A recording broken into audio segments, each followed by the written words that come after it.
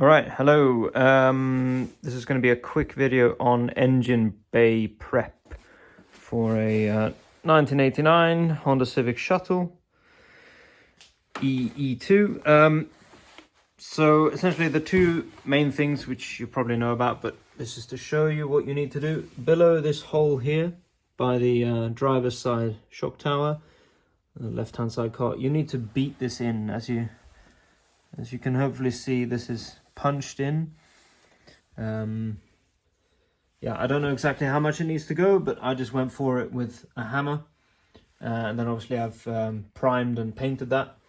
And then here on the frame rail, there's actually two sets of holes here. You use the ones again closest to the driver's side, and this you can see has been also beaten down. That's to clear the bracket that will go on there.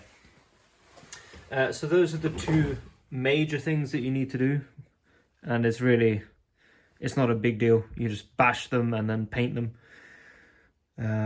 I tried doing it carefully with wooden blocks and stuff, but just ended up using quite a big hammer.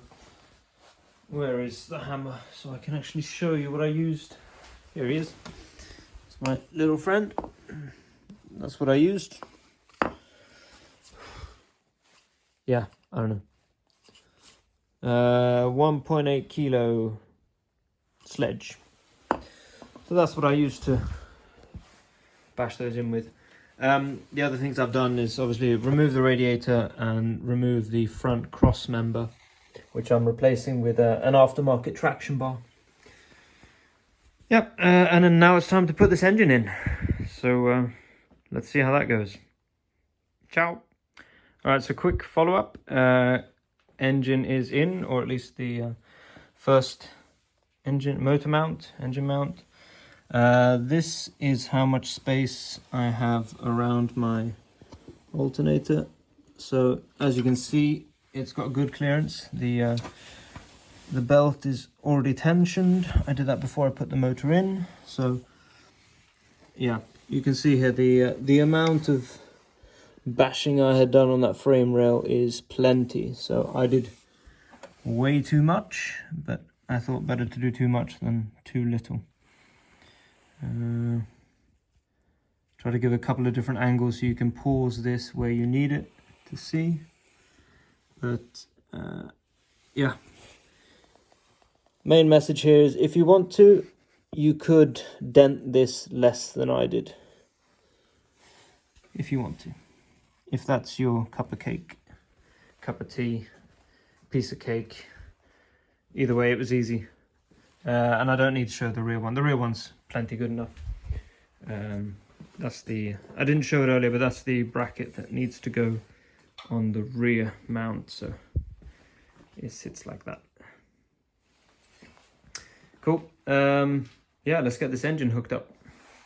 All right, quick follow up here. So all the engine mounts are now in and partially tightened. So this gives you an idea of the clearance at the back.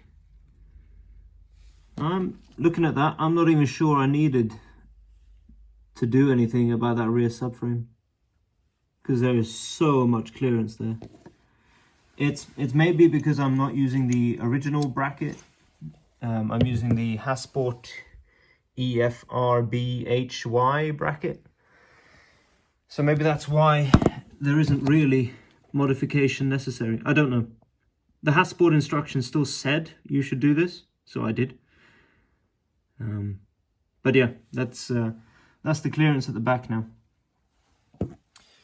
So yeah, cool.